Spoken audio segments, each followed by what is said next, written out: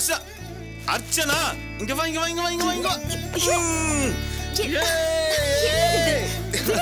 யாராவது பாத்துட்டு போறாங்க, விடுங்க முதல்ல. யார் வேணாலும் பாக்கட்டும், ஏன் பொண்டாட்டி நான் கொஞ்சுவேன், எவன் கேட்பான்? விடுங்க என்ன. டாய் இங்க வாடா வாடா வாடா வாடா வாடா வாடா. எல்லாம் நீ பிறந்த நேரம் தான்டா, அதிர்ஷ்டக்காரன் நீ. இனிமே நீ இந்த மாதிரி கோரப்பாயிலாம் படுக்க வேண்டாம், உனக்கு பட்டு மெத்ததான். நான் கஷ்டப்பட்ட மாதிரி நீ கஷ்டப்படவே கூடாது. நீ லட்சாதிபதி, நீ கோடீஸ்வரன். என்னங்க ஆச்சு, ஏன் இப்படி எல்லாம் பேசிட்டு இருக்கீங்க? நீ இவனை புடி, நான் சொல்றேன் புடி. இந்தா இத பத்தியா, இந்த பூவு ஸ்வீட்டு எல்லாமே உனக்கு தான். 5 முழம் இருக்கும் போல இருக்கு. இத புடி. 5 முழம் என்ன 5 முழம், திரும்ப என் பொண்டாட்டிக்கு நான் 50 முழம் கூட வாங்கி தருவேன். எவன் என்ன கேட்க முடியும்? அது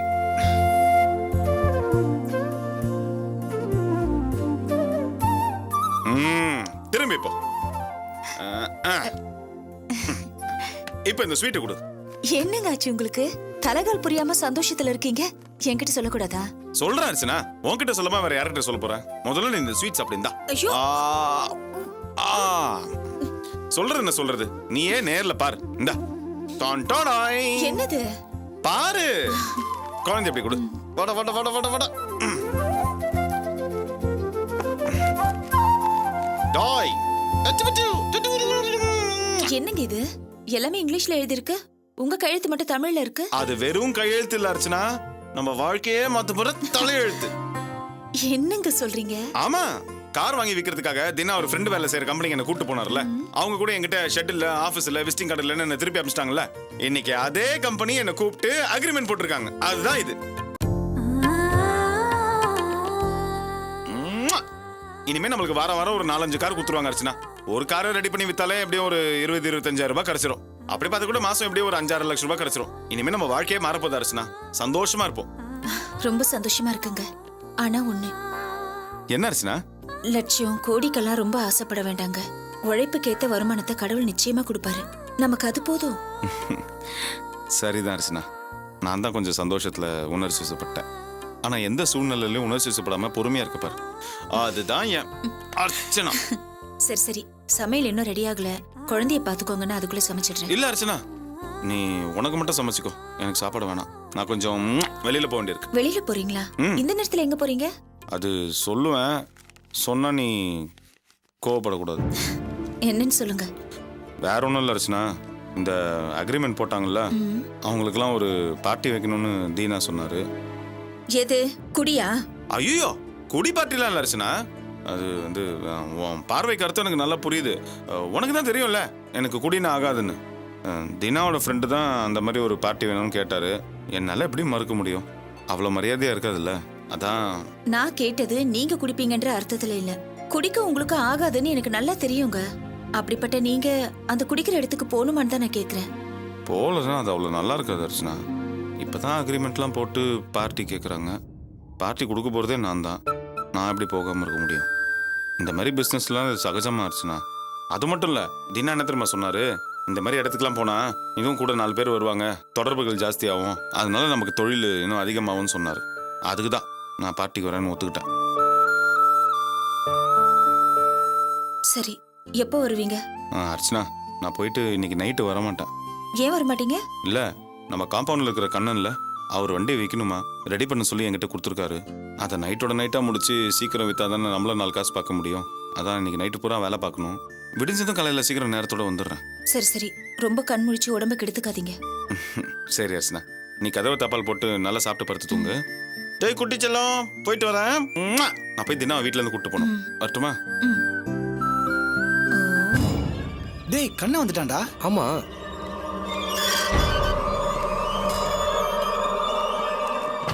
என்ன சார் கண்ணங்காரன் நீங்க எடுக்கிறீங்க? கண்ணன் தான் வந்து வண்டியை வைக்கணும், ரெடி பண்ணி கொடுங்கன்னு சொன்னாரு. சார், கண்ணை வந்துட்டானா? ரூம்ல இருக்கானா? இருங்க, கண்ணன் உள்ள இல்ல. நீங்க 2 பேரும் ஏன் இவ்வளவு பதட்டமா இருக்கீங்க? சார், கண்ணை ஈவினிங் 5 மணிக்கே வந்துடுறேன், வெளில போலான்னு சொல்லியிருந்தான். ஃபோன் பண்ணி பார்க்குறோம், ஃபோன் சுவிட்ச் ஆஃப்னு வருது சார். அட அவ்வளோதானுங்க, ஃபோனில் பேட்டரி போயிருக்கோம். வேலை செய்கிற இடத்துக்கு ஃபோன் பண்ணி பாருங்க. ஃபோன் பண்ணி விசாரிச்சேன் சார், யாரோ 4-5 பேர் வந்து கூட்டிகிட்டு போயிட்டாங்களாம். அதான் எங்களுக்கு பயமாக இருக்கு. ஒருவேளை கண்ணனோட லவ் மேட்டர் வெளில தெரிஞ்சு அந்த பொண்ணோட அப்பா அவனை கடத்திட்டு போய் எதுவும் செஞ்சிருப்பாருன்னு பயமா இருக்கு சார். சேச்சா, அந்த மாதிரிலாம் எதுவும் நடந்திருக்காது. நீங்கள் ஏன் தேவையில்லாமல் தப்பு தப்பாக யோசிக்கிறீங்க? கண்ணனையும் ஒரு லவரையும் நான் பார்த்து பேசியிருக்கிறேன். விஷயம் வெளியில் தெரியாத அளவுக்கு அவங்க நடந்துப்பாங்க. அதனால நீங்கள் தேவையில்லாமல் யோசிச்சுலாம் பயப்படாதீங்க. எங்கேயாவது வேலைக்கு போயிருப்பாரு, போன இடத்துல கொஞ்சம் லேட்டாக இருக்கும். கண்டிப்பாக வந்துடுவார், பயப்படாதீங்க. ம்.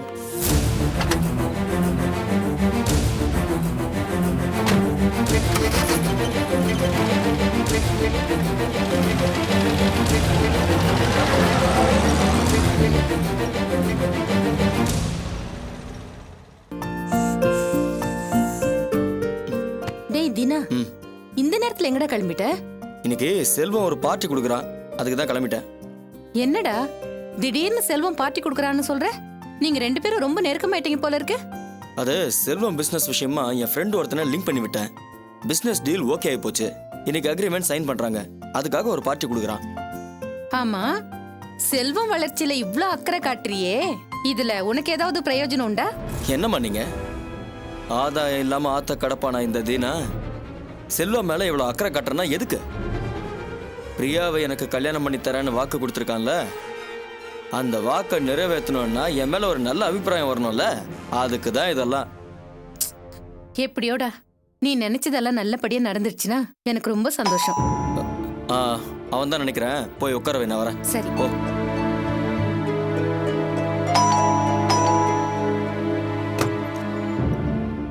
வணக்கம்மா. வணக்கங்க. யார் நீங்க? என் பேர் கலிய பெருமாள். தினா தம்பியை பார்க்கணும். தம்பி இருக்காருங்களா? இருக்காரு, உள்ள வாங்க. அம்மா செல்வத்தை அங்க உட்கார வை, நான் வந்துட்டேன். செல்வம் இல்லடா, வேற யாரோ உன்னை தேடி வந்திருக்காங்க. யாரு? பேரு கலிய பெருமாள்னு சொல்றாரு. ஓ அவரா? சரி சரி, உட்கார வை, நான் வந்துட்டேன். சரி வாங்க, உட்காருங்க.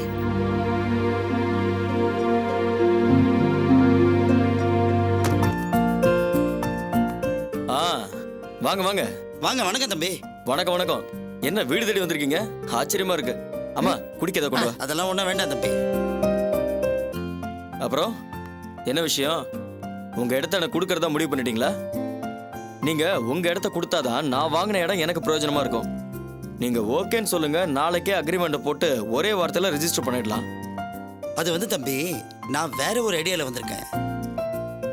என்ன தினா, இடம் அது இதுன்னு ஏதோ பேசுற? எனக்கு ஒண்ணும் புரியல. அது ஒண்ணு இல்லம்மா, கரகம்பாக்கத்துல 10 கிரவுண்ட் இடம் இருக்குல்ல?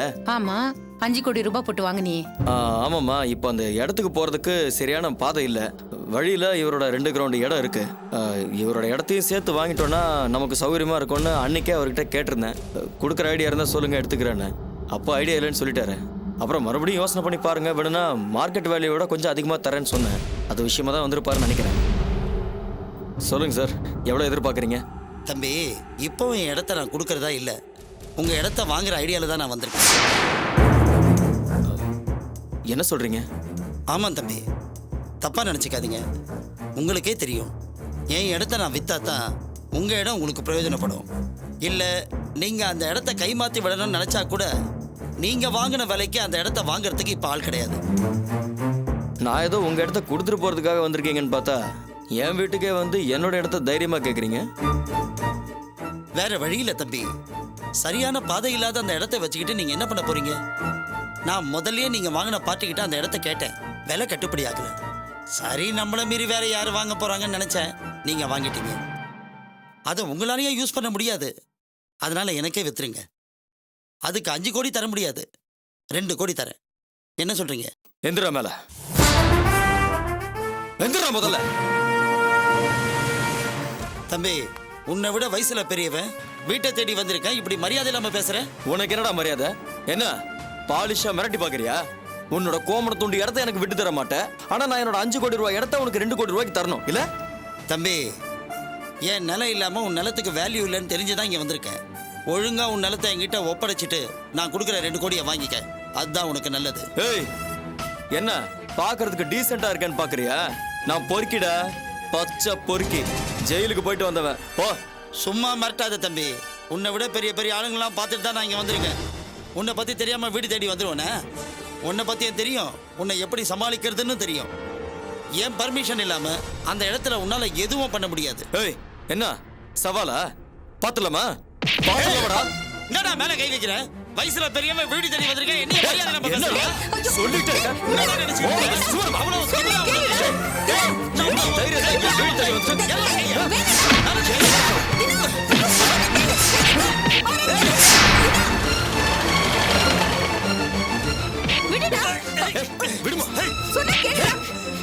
உன்னை விட மாட்டேன்டா.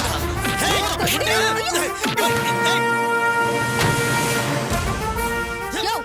இது? என் புள்ளைய போட்டு நீ அடிக்கிற? எவ்வளவு தைரியம் உனக்கு? யோ, விடியா? தினா, வா. சொன்னா கேளு. யாரு மேல கை வைக்கிற? ஏய், நீ யாரா அதை கேட்கறதுக்கு? அவரை பார்த்து யாருன்னு கேட்கற? வேலை பார்த்துட்டு போட வெளியே. 2 பேரும் சேர்ந்து மிரட்டுறீங்களா? என்ன மீறி அந்த இடத்த நீ எப்படி விக்கிறேன்னு பாக்குறீங்க? போடா. வச்சுக்கிறேன்டா. மரியாதையா போடு. வச்சிருவேன். போடாங்கறல்ல. தீனா யார் அவரு, என்ன பிரச்சனை? அது ஒண்ணும் இல்ல செல்வம், லேண்ட் பிரச்சனை. சரி அதை விடுங்க. பார்ட்டிக்கு போற மூட்ல இருந்தா டோட்டலா டிஸ்டர்ப் ஆயிடுச்சு. ஐயோ செல்வம், நல்லா இருக்கியப்பா? நல்லா இருக்கேங்க. அர்ச்சனா குழந்தைல நல்லா இருக்காங்க? எல்லாம் நல்லா இருக்காங்க. உன் தொழிலை மாத்திட்டு இப்ப பெரிய லெவல்ல ஆரம்பிச்சிருக்கேன்னு தினா சொன்னா. எல்லாத்துக்கும் காரணம் தீனா தாங்க. தினா மட்டும் அந்த ஐடியா எனக்கு கொடுக்கலன்னா இன்னைக்கு நான் வாழ்க்கையில முன்னுக்கு வந்திருக்கவே முடியாது. ஐயோ, எனக்கு இதை போய் இவ்வளவு பெருசா பேசிட்டு இருக்கீங்க? நான் ஒன்றும் மிகப்படுத்தி பேசல தீனா, உண்மையா தான் சொல்றேன். உங்க 2 பேரையும் இப்படி நெருக்கமா பார்க்கும்போது எனக்கு ரொம்ப சந்தோஷமா இருக்குப்பா. எப்படியோ பிரியாவுக்கும் இவனுக்கும் கல்யாணம் முடிஞ்சிருச்சுன்னா நம்ம சொந்தம் இன்னும் நெருக்கமாயிடும். என்னம்மா எந்த நேரத்துல எதை பேசுறதுன்னு இல்ல. சாரி செல்வா, நீங்க எதுவும் தப்பா ஐயோ, எடுத்துக்காதீங்க. விடுங்க, பரவாயில்ல. அவங்க மனசுல இருக்கிற ஆசையை தானே சொன்னாங்க. உங்களுக்கு காலகாலத்தில் ஒரு கல்யாணத்தை பண்ணி வைக்கணும்னு உங்க அம்மா ஆசைப்பட மாட்டாங்களா? நீங்க ஒன்றும் கவலைப்படாதீங்க. பிரியா மனசை கொஞ்சம் கொஞ்சமா தான் மாற்ற முடியும். கல்யாணம் நிச்சயமா நடக்கும். செல்வம், பார்ட்டி டைம் ஆச்சு, போலாமா? போலாம். செல்வம், இவ்ளோ தூரம் வந்து காஃபி கூட சாப்பிடாம போறியப்பா. காஃபி அம்மா, சாப்பிட்டு நாங்க பார்ட்டிக்கு தான் போறோம், அங்க போய் சாப்பிட்டுக்கிறோம். போலாம் வாங்க. வரேங்க. சரி.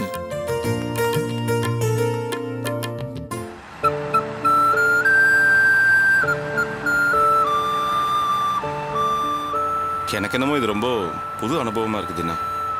பார்ட்டிங்கிறீங்க, ஸ்டார் ஹோட்டலுங்கிறீங்க, இதான் முதல் தடவை. எல்லாமே புதுசா இருக்கு. இனிமே தான் நீங்க படிப்படியா வளர போறீங்க செல்வம். பார்ட்டிக்கு மட்டும் நீங்க வந்து பாருங்க, அங்க அப்பர் கிளாஸ் பீப்புள்லாம் எப்படி லைஃபை என்ஜாய் பண்றாங்கன்னு தெரிஞ்சுப்பீங்க. என்னமோங்க, எனக்கு என்னமோ ரொம்ப சங்கோச்சமாக தான் இருக்கு. அர்ச்சனா கிட்ட கூட இந்த விஷயத்த சொன்னேன். அவ கூட இந்த மாதிரி குடி பார்ட்டிக்கெல்லாம் போகணுமா தான் கேட்டா. இந்த மாதிரி இடத்துக்கெல்லாம் போனாதான் இன்னும் ஒரு 4 பேர் சந்திப்போம், அதனால நம்ம பிஸ்னஸ் வளர்றதுக்கு வாய்ப்பு இருக்குன்னு நீங்க சொன்னதான் சொன்னேன். அதுக்கப்புறம் தான் அவ சம்மதிச்சா. செல்வம், உங்களுக்கு தர்ம சங்கடமா இருந்தா சொல்லிடுங்க, நீங்க இப்படியே கிளம்பிடுங்க. நான் உங்களை நல்லபடியா கவனிச்சு அனுப்பிடுறேன். ஐயோ, அப்படிலாம் ஒன்றும் இல்லைங்க. கிளம்பியாச்சு, வந்தாச்சு. சும்மா நாங்கள் பேசிட்டு அதை சொன்னேன், அவ்வளோதான்.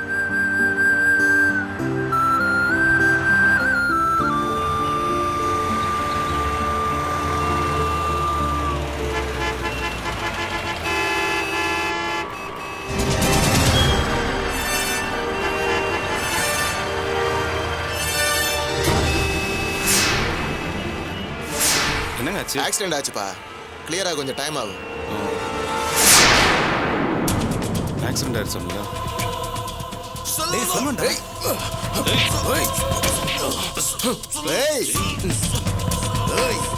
ரொம்ப திமிர்ல சங்கருத்துவன் மோகன. செல்வம் இல்லடா, அந்த ஆண்டவனே வந்தாலும் உன்னை காப்பாற்ற முடியாது, புரிஞ்சுக்க. என்ன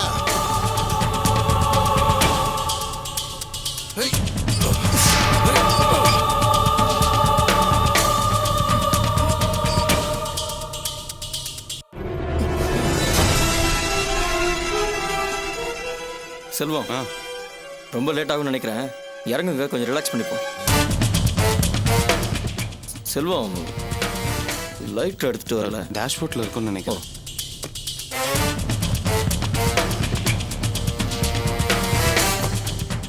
லவ் மை ஹார்ட்ஸ்.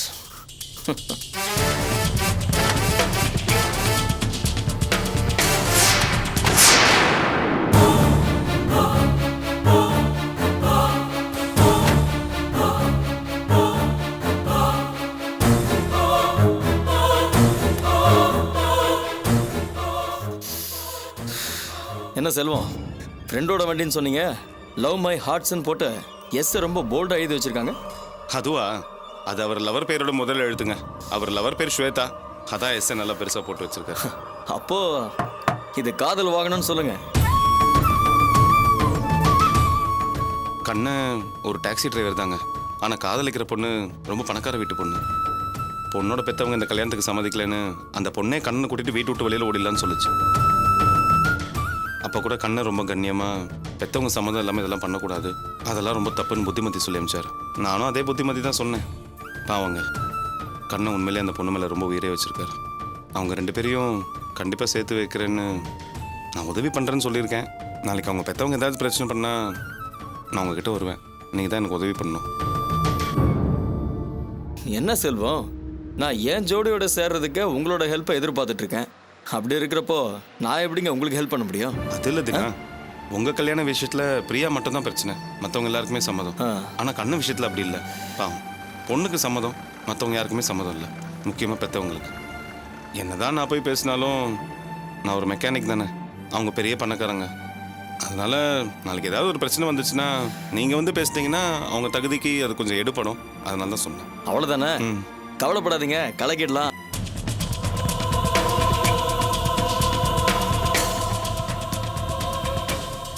சரி சரி, வாங்க போகலாம்.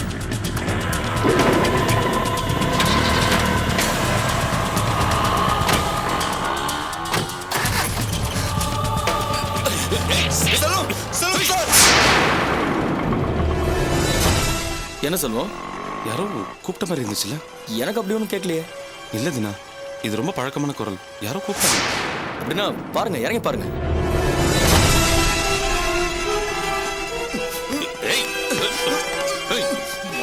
யோ வண்டி அடியா, பின்னாடி நிறைய வண்டி நிக்குது, அடியா எடுத்து தொலையா சீக்கிரம். யாரும் காணுமே. நான் தான் சொன்னேன்ல, ஒன்றும் கேட்கலன்னு. பிரமையா இருக்க, வண்டி எடுக்க.